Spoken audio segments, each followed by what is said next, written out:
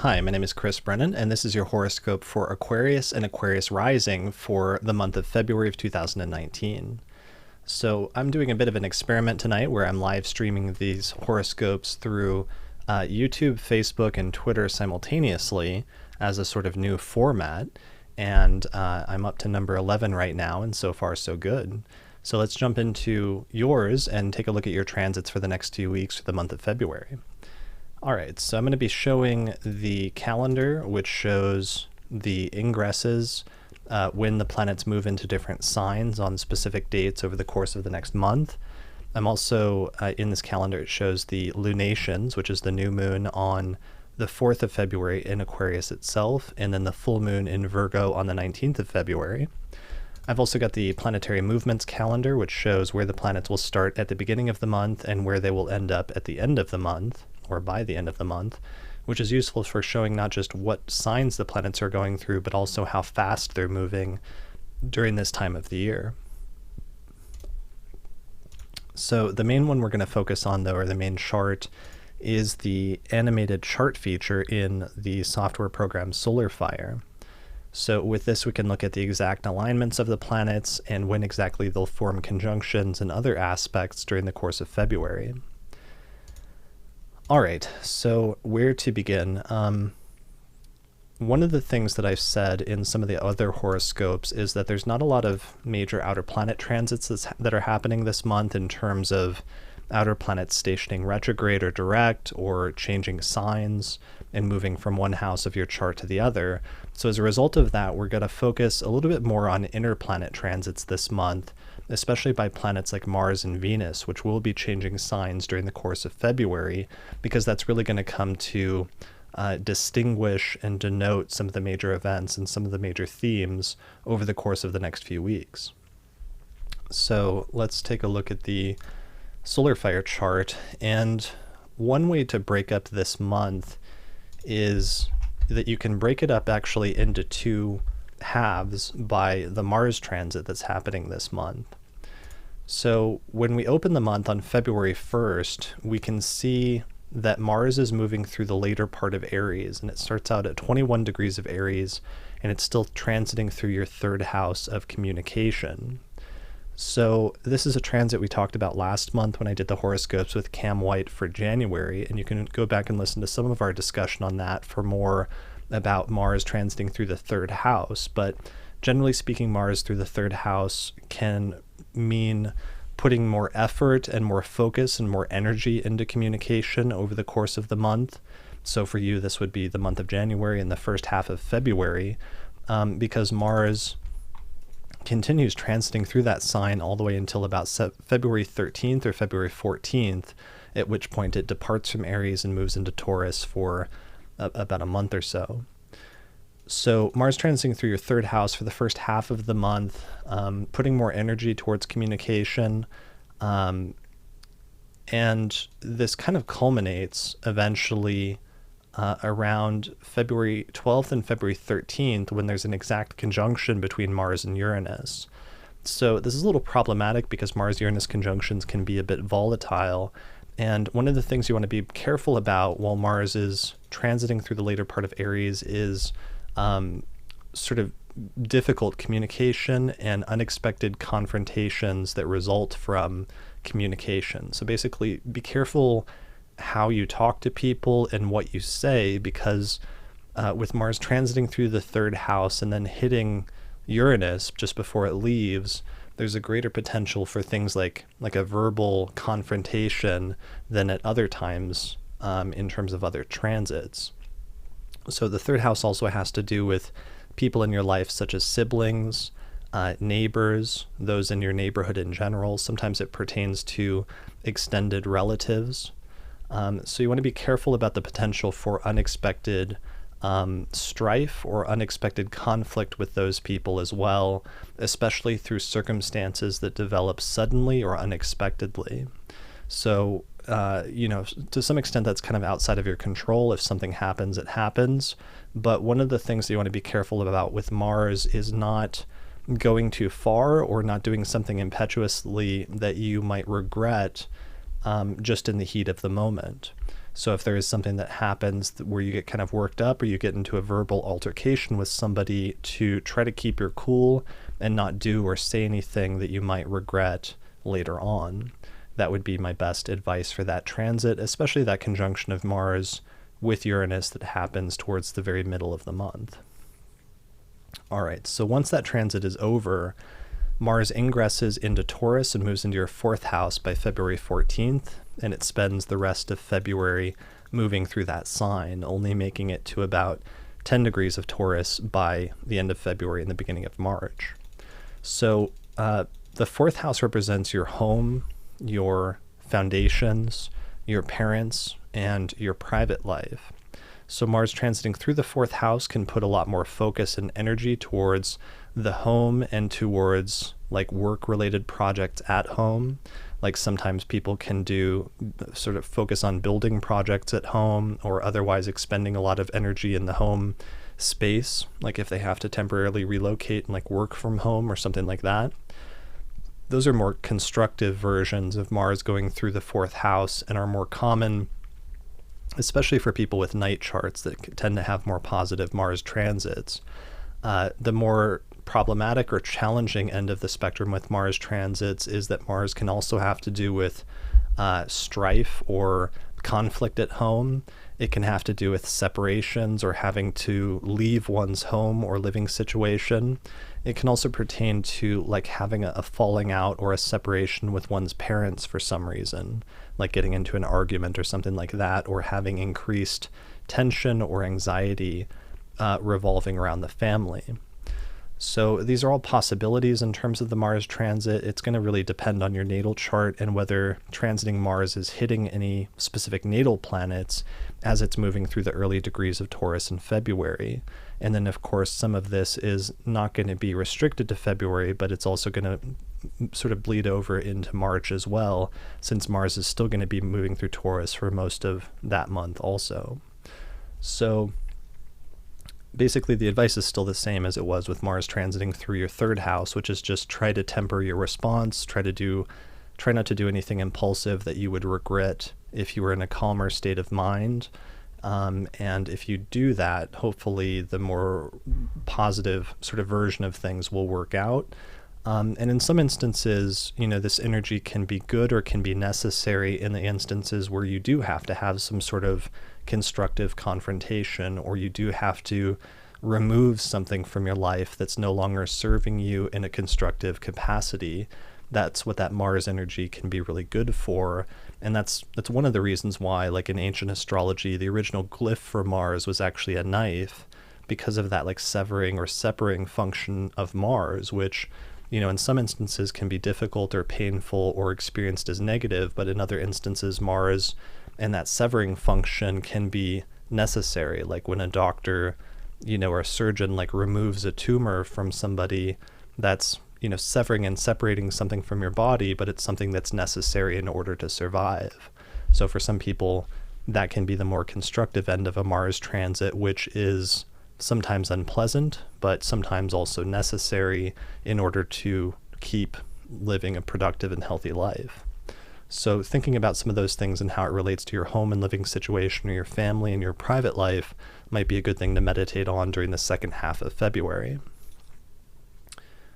And thanks everybody who's joined us for the live chat. If you guys have any questions, especially if you have Aquarius rising during the course of this, definitely let me know, and hope that I can talk about or answer some of those questions or talk about some of those transits. All right, other transits going on this month in terms of inner planets. At the start of the month, we have Venus finishing up its transit through your 11th house of friends and groups and alliances, where it formed that lovely conjunction with Jupiter around mid to late January. And that was that conjunction with Jupiter that we could see in the night sky in the early morning hours just before sunrise. But that more positive sort of social transit is over pretty quickly in February, because Venus actually ingresses into Capricorn and moves into your 12th house by February 3rd and February 4th. So there, once Venus moves into your 12th house, it catches up with and conjoins Saturn eventually at 16 degrees of Capricorn. And then a few days later, it conjoins Pluto at 22 Capricorn around February 23rd. And then eventually, just before Venus leaves the sign, it squares Uranus from 29 degrees of Capricorn to 29 degrees of Aries around March 1st or so. February 28th, March 1st, give or take. So Venus is running into some pretty heavy transits and some heavy conjunctions as it's moving through Capricorn. Additionally, for those of you with Aquarius rising, the 12th house, which Capricorn would be in your chart, is not necessarily the easiest house. It's kind of a shift or kind of a contrast from the previous transit of Venus going through Sagittarius and through your 11th house, which is the place that has to do with friends, because the 12th house tends to be a much more isolated house. Traditionally, it was almost like the polar opposite of the 11th house, where the 11th has to do with friends. The 12th was said to do with enemies or with people who work at cross purposes to you in some way.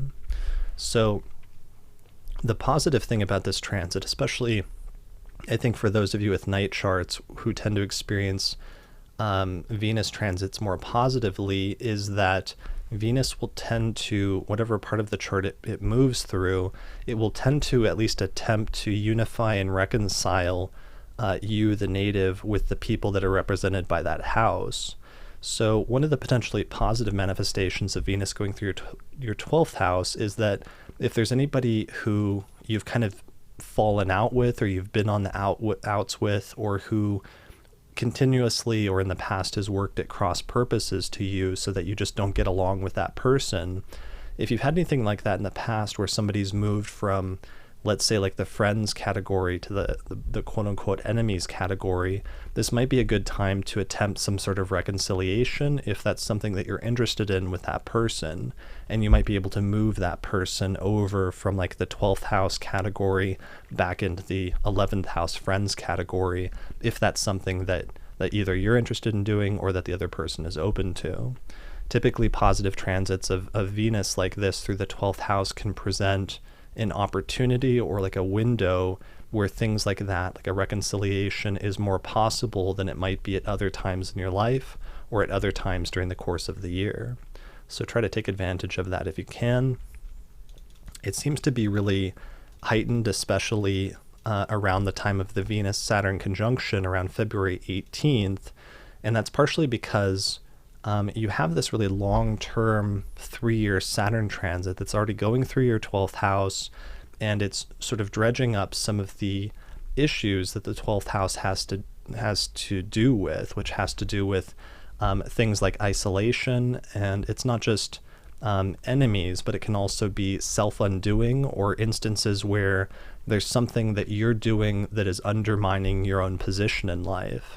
And Saturn can sometimes come in and force you to work on those things by presenting you with sort of obstacles, or making the sort of results of your actions a little bit more clear and a little bit more concrete. So one of the things I like about this Venus transit this month is that it's coming in as a sort of counterbalancing influence that's balancing out Saturn and some of the restrictions and some of the sort of hardships that sometimes that transit can be associated with, and it's sort of moderating them with that conjunction at 16 degrees of Capricorn around February 18th. So not just sort of reconciling with enemies, but also perhaps in some sense reconciling with yourself and doing some of that deeper internal work this month during the course of February in order to figure out, what parts of your life might you be your own worst enemy, or might you be working against yourself in a way that's undermining you, even if unintentionally. Then those might be some areas where you could have some rectification of that, or you could resolve some of those sort of internal conflicts within yourself as Venus is going through that sign this month. So I think that's going to be especially the case for those of you with night charts, where that Saturn transit through the 12th is already more challenging, but then where Venus transits tend to be more positive. Whereas for people with day charts, this transit will probably be a little bit more muted, but still moderately positive in the effect that it has on your 12th house and some of the topics associated with it. So that transit, as I said, it goes through the entirety of the month, and then Venus departs from Capricorn and moves into Aquarius by the beginning of March. So that's really one of the most characteristic transits that's happening this month during the month of February, is that Venus transit through your 12th house. All right, so does anybody have any questions? I know we've got a few people watching through Twitter, a few people on Facebook, and some people on YouTube. Mystery School's joined us. Hey, thanks for joining us. Okay, and let's see, what are the other transits that I meant to mention here? So I talked about the two primary inner planet transits, which is by Venus and Mars. I also meant to talk about the two lunations that are taking place this month because one of them is actually happening in your home sign of Aquarius, and that is the new moon that's taking place in Aquarius on the 4th of February. So this is a new moon that's happening in your first house. The first house represents, because it's the meeting point between the sky and the earth, in ancient astrology, astrologers conceptualized that as the house that pertains to both the mind as well as the body. So the first house has to do sometimes with character and character traits, as well as your own actions and personality and psyche.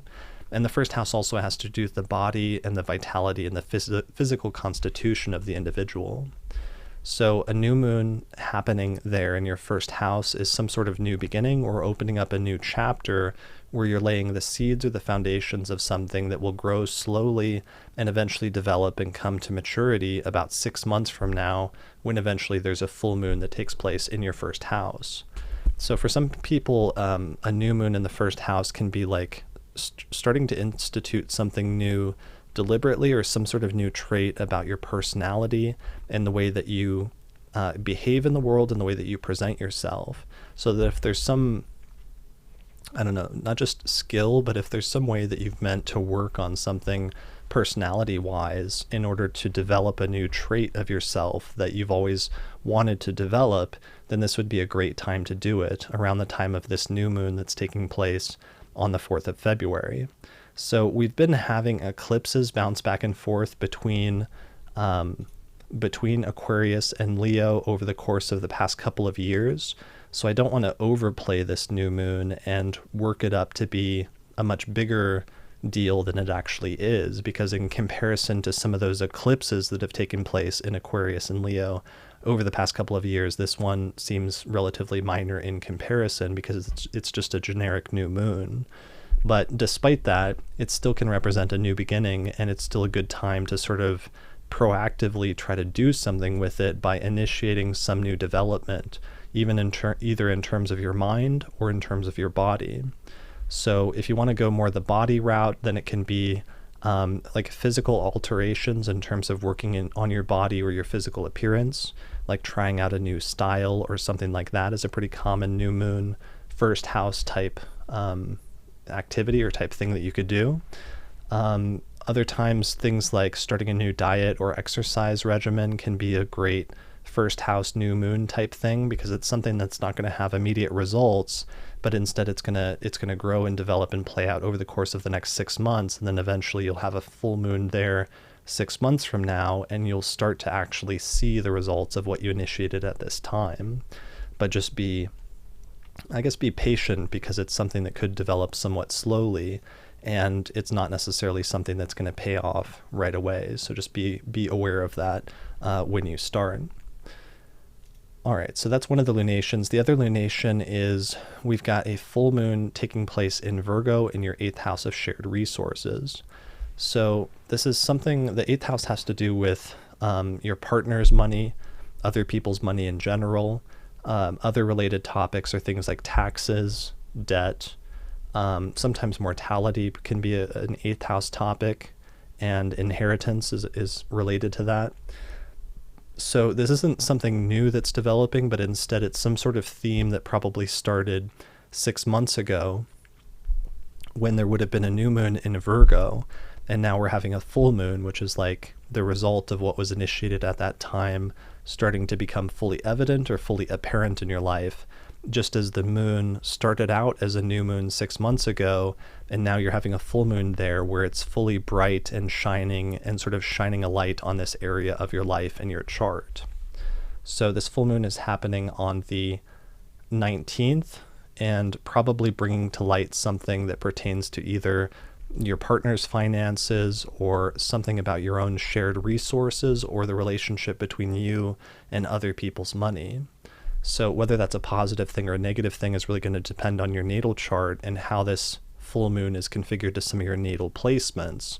But it's just good to be aware that this may be, that the general topic of other people's money may be part of the focus around the 19th of February, and to be aware of that. And if there's something that's going well, if whatever development that becomes clear at that time is a positive development, then just keep doing what you're doing. But if it's some sort of negative development or something where you don't really like where that's headed, to try to make a course correction at that point, because if you don't, it could become more of a permanent sort of fixture of your life rather than one that's still growing and is somewhat temporary at this time. All right, so let's take a look at the transit chart to see what else I meant to mention.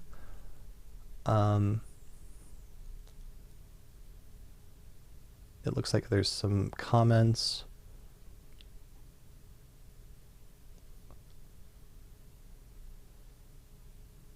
All right, so let's see, other transits. I mentioned the two lunations.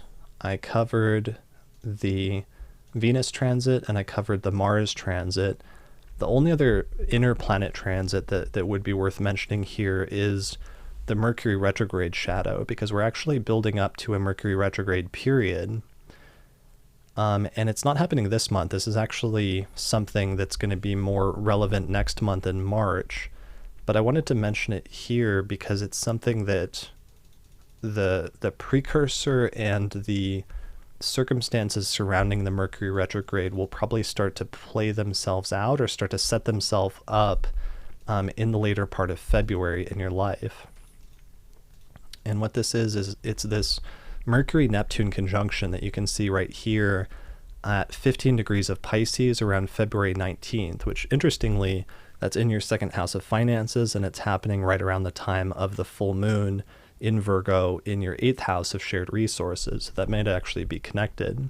So Mercury conjoins Neptune at 15 degrees of Pisces right there, and normally that would be it. It would make that conjunction and it would keep going, and it just makes that conjunction once a year, and then it moves the rest of the way around the zodiac until it does it again a year later.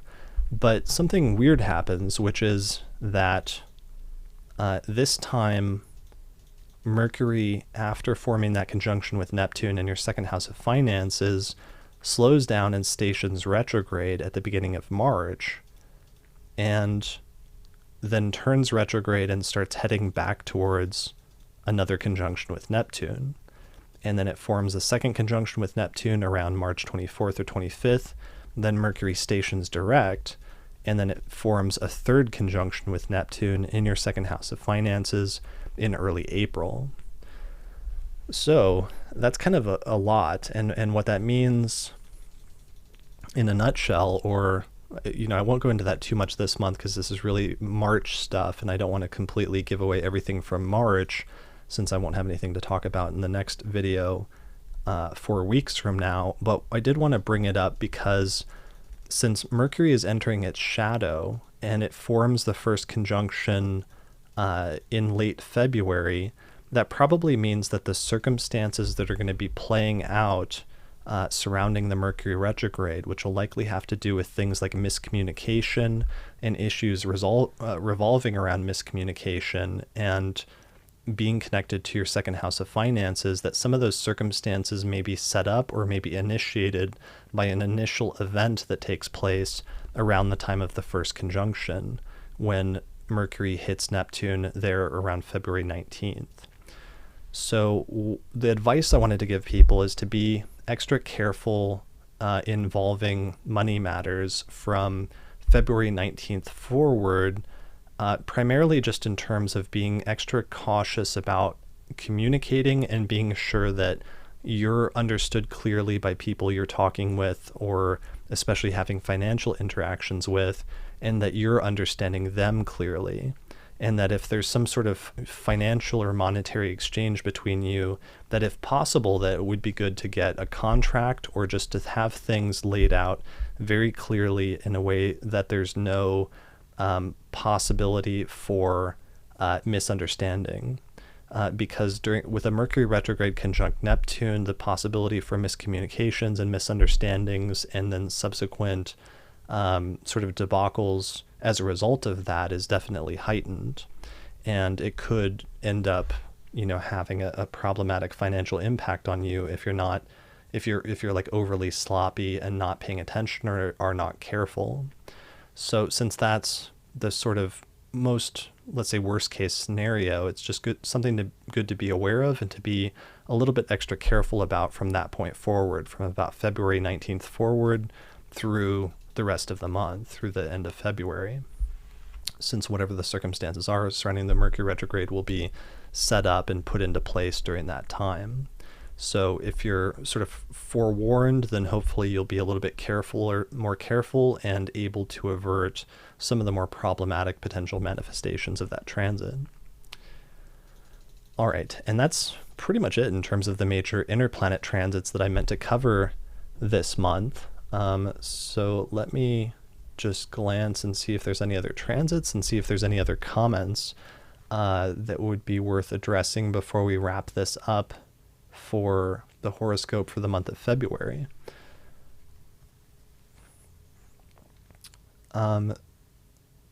Somebody is asking me about doing a takeover of the mystery school. Message me later about that through Twitter, since I can't really answer that right now. New moon eclipse is exciting. It's not, yeah, it is a new moon after the eclipse, and that is something to look forward to. Hi, Allison, who's joining us from Glasgow, Scotland. Thanks for joining us. I appreciate it. Yeah, I'm about to do Pisces. That's going to be the last horoscope that I'm going to do right after this one. So just stay tuned, and it should be up pretty soon. Okay. All right, so it looks like that's all the comments or all the questions. So thanks everybody for joining me tonight. I appreciate it. If you would like to receive notifications to know about the next time I'm doing a live stream, then be sure to subscribe to me on YouTube, since that's also where I post these horoscope videos, as well as tomorrow I'm recording a whole 2-hour monthly forecast video with my friends Austin Kopic and Kelly Surtees for the Astrology Podcast. So we're going to start that recording at 1:00 p.m. Mountain Time. Only patrons of the Astrology Podcast will be able to attend it live, but I will post the video of that, the recording, on the podcast website before the end of the month, since it is the forecast for February. Other than that, make sure you subscribe to me on YouTube at youtube.com/theastrologyschool, or on Twitter at Chris Brennan 7 is my handle there. So thanks everybody for joining me. Thanks to all the live viewers who watched this and commented. I appreciate it. I'm going to take a quick break, and I'll be back to do the horoscope for Pisces in just a moment. But otherwise, thanks to all the Aquarius risings and Aquariuses for watching. Good luck, have a good month, and I will see you again next month for the horoscope for March. All right, that's it. Have a good night.